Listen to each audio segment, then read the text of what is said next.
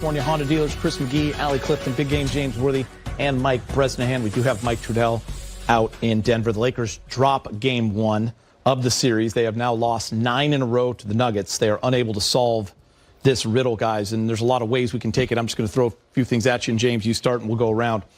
Denver, 15 offensive rebounds was a big part of this game. It led to 18 second-chance points, but also 23 more field goal attempts from Denver. That's huge. Denver was plus 21 from 3 in this game. D'Lo and AR, Austin Reeves, struggled. Slow start here in game one. D'Lo just 1 for 9 from 3. AR 2 for 6. In that third quarter, guys, and Bob talked about it there at the end, Denver took control of the game, 32-18 in that third. And remember, the Lakers had a 12-point lead with 6 minutes left in the second quarter. It was a 27-point turnaround there. And it's just a tough way to go from there. Denver, that's why they're the best team in the league. Once they get control, James, it's really tough to get it back. Yeah, they're a well-groomed team. What was the score at halftime? I forgot. Halftime, the Lakers were up 3, but they were up 12 with 6 minutes. Then LeBron hit a big 3 to me, the 14-2 run. To me, until the Lakers understand the value of possession in that second quarter, they had a nice lead. Yeah. And then all of a sudden, they forgot the value of possession. And I think Denver tied it, and then we went up. LeBron hit that big 3. To me, that was where the game turned. The third quarter, from that point, Denver felt like the third quarter was theirs. They had come back, and they had tied the Lakers. It took Lakers to hit a big 3 to go up 3. And then in the third quarter, you saw the maturity of a team that knows how to play together. They value every possession like it's their last. And so when you have a lead and you start being frivolous and telegraphing passes and turning the ball over,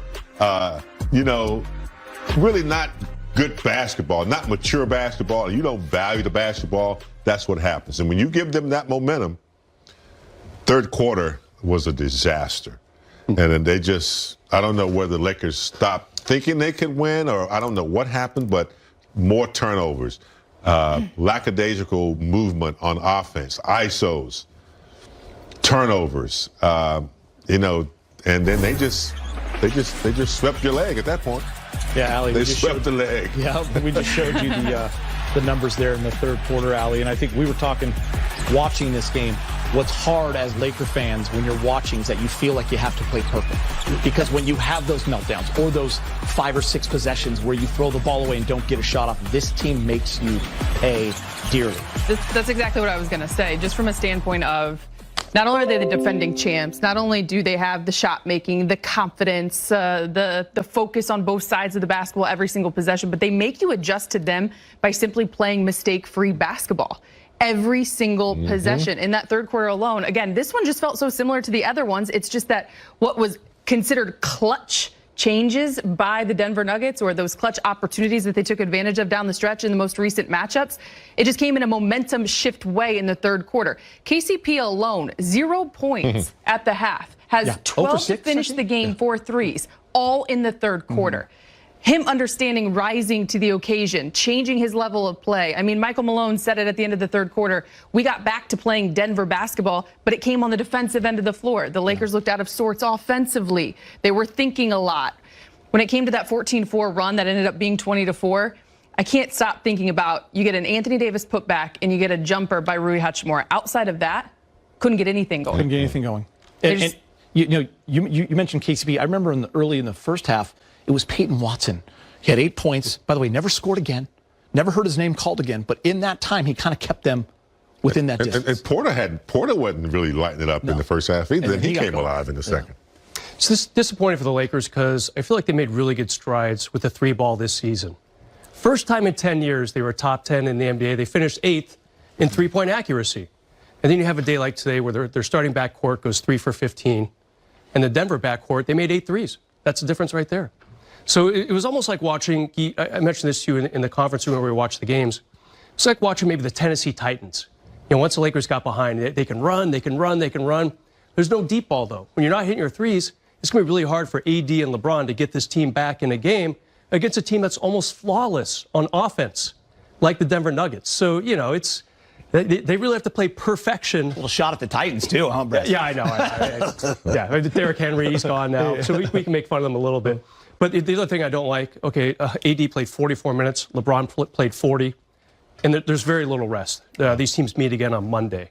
So I feel like the Lakers, there was 4 days between games right here. Now there's only 2 days between games. So we'll see how they look. Got to be almost perfect. It's a lot to ask. I understand. A matchup that we will all always look at, and both guys deliver, AD and Jokic. Let's talk Jokic and what he does for this team. 15 of 23, 1 for 3 from 3, but the one was a big one. It just seems to always happen when they play. Had the 12 rebounds and the 7 assists. You look at the head-to-head, the 14 rebounds for AD, the 12 for Jokic. Jokic with the 7 assists. AD did have 5 assists. He also had 4 blocks, so big game.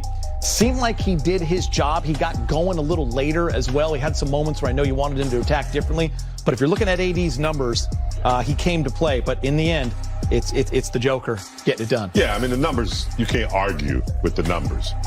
I would argue how Jokic gets his so easily is pretty amazing. But AD did what he was supposed to do as far as, matching the effort, getting the job done, in the paint, attacking when he had to. But it's just, Jokic, he gets his when you need him. And that's the difference. AD gets him when we need him sometimes, but Jokic, the way they run their offense, it almost guarantees that he's going to get something really good. Yeah. A 5-footer, a nice little jump hook, an uncontested shot. It's just so easy the way he does his. And not Braun, but AD has to work for his. He has to dribble through. Next thing you know, it's somebody's got a hand up. It's a turnover. He gets the numbers, but the way Jokic gets his numbers and the timing of them, it's just very significant to me. And also, I will add this, James, because you're so spot on about the timing of his buckets. But then he's got the ball and there's so much attention to him, and he'll do a little handoff to KCP, and he's wide open and he hits a 3. So he has that ability also where you pay so much attention to him. He'll make up open, and that guy will hit the shot. LeBron was asked about the comparison between he and Jokic and just their stardom, if you will, yesterday in Denver, to which Braun talked about it simply comes down to, outside of the numbers, his ability to inspire those around him. Okay, so at the half, the Lakers are up 3, and AD has the edge. AD with 18, 7, and 3, Jokic with 15, 6, and 2 when it comes to the numbers. But then the momentum shift comes in the third, and as much as we talk about KCP and the shot making, you saw that stat where Nikola Jokic had assisted or scored on 19 of the 32 points by Denver in the third quarter. It's 32-18. The Lakers scored 18 as a team. You're right. Just that impact, the variety of ways, not just within himself, but with the other 4 on the floor, which makes it so dangerous. His catch and handoff, it's a simultaneous handoff and pick at the same time. It's hard to defend. Then he's gone. Yeah. And when he goes, 3 people go with him. And it's just, that's when, Porter, everybody gets, shots, Watson, everybody. So it's the way he runs his offense every single time. It's not ISO. It's not guessing. It's not spontaneous. It's perfection. And he runs it every single time. He didn't have to shoot a 3. He's getting 2-foot hooks and mismatches. And so it's, I give him credit. They've been together for a long time and they run it very well. But it's just what he expects. He doesn't expect to be taking bad shots. He doesn't expect turnovers. He expects to get that damn ball where he wants it. And if he doesn't get a shot, you better believe that somebody else is going to be beneficial. So that's the difference. And that's where we need to get to, especially in that second quarter. The end of that second quarter was just disastrous. And there was a setup for Denver to come back and do what they did.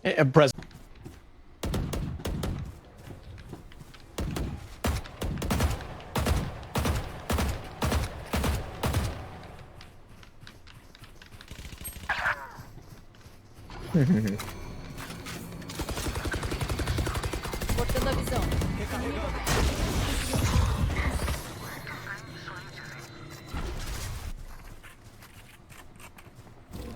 A Dizzy tá no ar. Cara, isso é um medo! Achei você. Mosh pit. Sua missão não acabou! Resta um inimigo. Boa.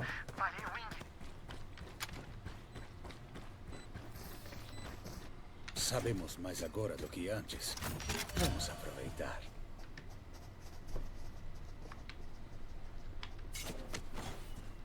É spike.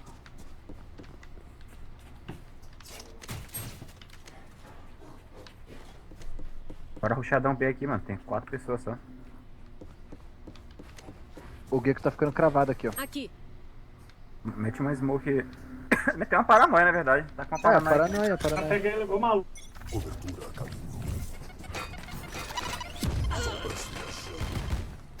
Tá pegando ordem. Acima e avante. O Wingman vai plantar Spike. Não consigo passar por causa do Gecko. Sozinho, pô. Tomando a visão. Resta um inimigo. A Raze tava lá perto da C. Tá vindo por aí, ó. Onde você tá mirando. Lá. Taca essa entrada aí. Ah, ela tá nas costas Aí aqui, ó. moscou demais. É, filho, eu achei que ela ia tapar a base. Ah, só tirar a cara.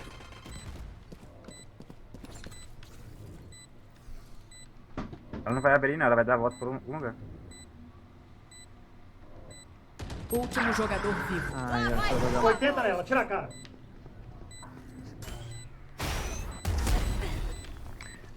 Ah, era só jogar fechada. Eu já fiz cagada, você fez cagada também comigo.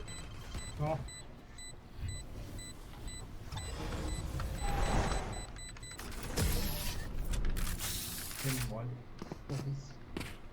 Ali era só ter jogado fechadinho, só. Preciso de arma. Graças. Metido um fio na escada lá e bom.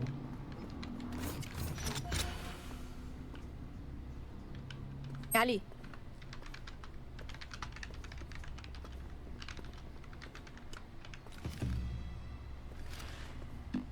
Ali. Façam passar vergonha. Não vai correndo igual maluco, não. Vai jogar chiclete e vão ficar presos. Eles vão temer.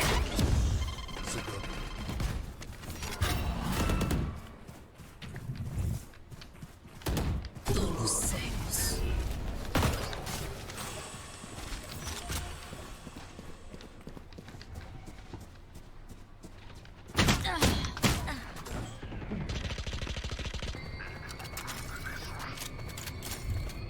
Tá com esse spike, viu? Vocês já se divertiram? Minha vez. Ai, ai. Vai no chão. Ah, bosta. Ah, espera. Ela vai morrer. Ela vai morrer. Ela vai morrer. Resta um inimigo. Morreu.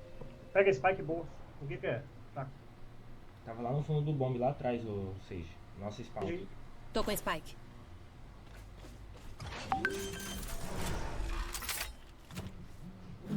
Oiê! Monstro à solta!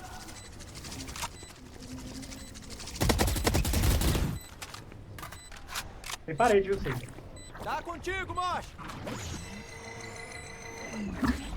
Vai lá, Dizzy! Dizzy achou um alvo! Parede erguida. Quebra o bichinho, quebra o bichinho. Obrigado, mãe. Tudo bem com você? Corre, maninho! Olha pra trás, seja. Porque tá fazendo barulho ali. Pode sair. Ele vai aparecer aí, Sage. Último jogador vivo. Tá bom, tá bom. Clutch.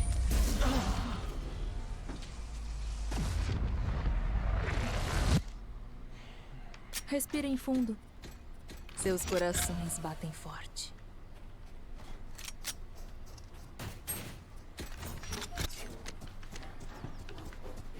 Espera a bomba da Razer. Não avança na bomba, não.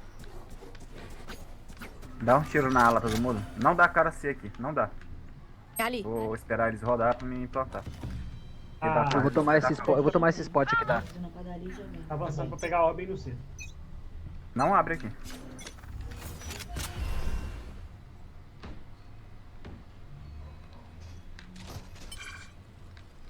Abre, abre, abre. Bora, planta, rápido. Tira, tira. Tira, tira. Cortando a visão. Ah, o Cypher tá Tem aqui. Spike no chão. C. Sei exatamente Espera, onde Renan. você está.